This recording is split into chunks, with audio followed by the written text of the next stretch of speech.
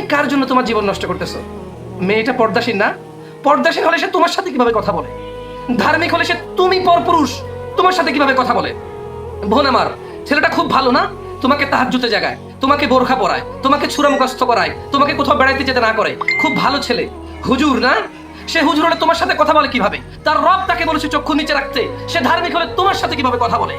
তোমাকে বোরখা পরার নসিহত কে করে? তোমার বাবা মরে গেছে, তোমার বাবা তোমাকে বলে না? তোমার ভাই তোমাকে বলে না? তুমি ইন্টারনেটের মধ্যে কোনো হুজুর মোল্লা মুন্সির বক্তব্য শোনো না? তুমি কোনো বই পুস্তকের লাইব্রেরিতে কোনো বই পাও না? তোমার ঘরে কোরআনুল কারীম নেই? তুমি সূরা নূরের 24 নম্বর সূরার 31 নম্বর আয়াত তুমি পড়ো না, যেখানে তোমার রব তোমাকে সুস্পষ্ট ভাষা বলে দিয়েছে ওয়াকুল লিল মুমিনাত ইয়াগুদুদনা মিন আবসারিহিন্না ওয়া ইয়াহফাযনা ফুরুজাহুন্না, যেখানে তোমার রব বোন তোমাকে সুস্পষ্ট ভাবে বলেছে আর মুমিন নারীদেরকে বলে দিন তারা যেন তাদের দৃষ্টিকে সংযত করে।